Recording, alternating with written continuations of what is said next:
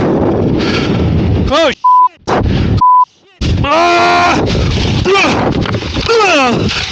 Hey guys, welcome back to the channel. Do I have one hell of a show for you guys today?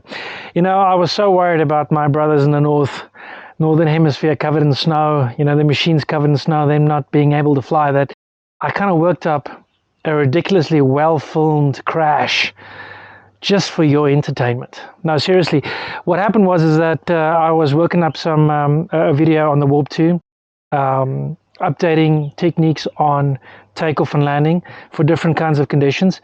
I was distracted. I mean, this has been a couple of days because I was waiting for the perfect condition, matching the right kind of takeoff technique so that guys know the best advice on using the Warp 2. And, you know, it was just an oversight. You know, I was under pressure. I didn't check my fuel level. I needed to get this video done in 15 to 20 minutes because I needed to get to town and run some errands. And the tank was completely empty. I mean, there must have been a couple of 100 mils in the tank, judging by the really short duration of this flight.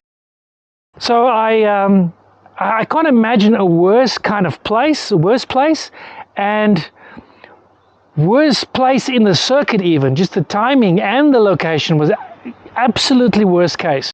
So I was, you know, after the takeoff for the zero wind condition takeoff, I went on to full power attack and executed my turns for the circuit, which I call a speed circuit.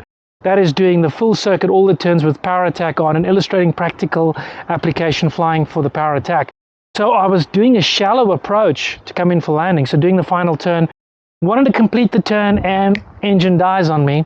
And so I immediately turned to where I know was going to be the best possible place for me to land, the open fields next to my field, because it's an uphill. You're got to execute a mountain landing right on the top, and if you do that before and it's an uphill landing, then basically you have no flare authority because it's a downhill wind. There was a tiny bit of wind, so I knew it was going to be a downdraft and I wasn't going to make it. So I turned crosswind landing, but it was just all trees and the sink rate was nuts. Turned in the right direction and then went through troubleshooting, which is basically just priming the engine, restarting the CPU and firing it up. And the engine did fire up immediately. But, you know, for a couple of seconds there, I thought my bum was saved. And I was going to make it. I was going to make it to one of those fields, but engine died on me again. And at that point, I started working up some really creative swear words, which is all the beeps that you're hearing. I saw a little hole in the canopy there, and I tried to, you know, nick in under a tree at 30 plus knots because it's a crosswind, and I scooted in under the tree, but my wing caught the I think it's a waterberry tree, and basically it grabbed the tree, got yanked backwards up into the air, and got dunked turtle style onto the prop.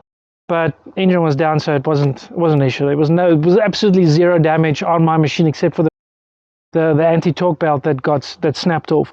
But other than that, the machine was in perfect shape. But the wing, unfortunately, sustained some serious damage. So here goes the crash. Some of the voiceover I'll probably lay over the image, the video, and then I hope you guys enjoy this. You know, gather together around the punch bowl and have a good laugh on my expense.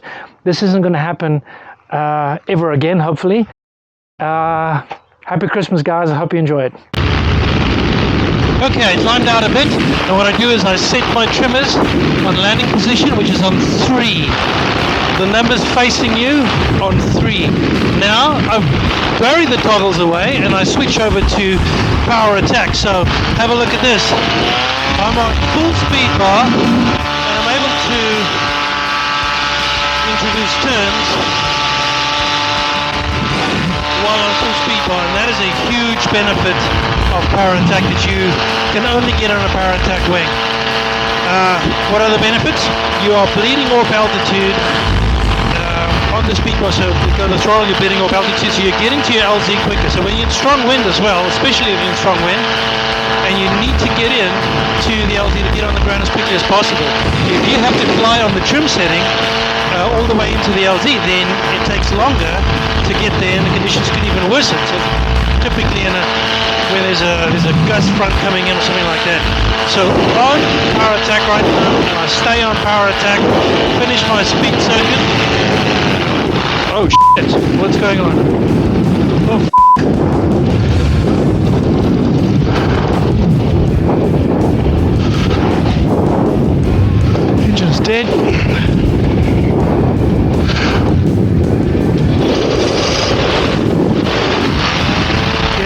no. Oh, f***. Oh, shit. Oh, shit. Ah!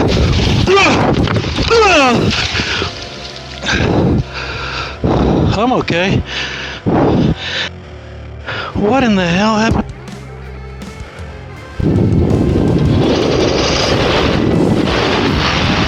Yes, no. Oh, f***. Oh, shit. Oh, shit. Ah! 5 minutes later. Look at the machine. Absolutely spotless. Even the propeller is just a couple of scratches on it. Did do a turtle, so a little bit of soil over there. Frame's pretty good. However, the overextension kind of ripped the buckle here on the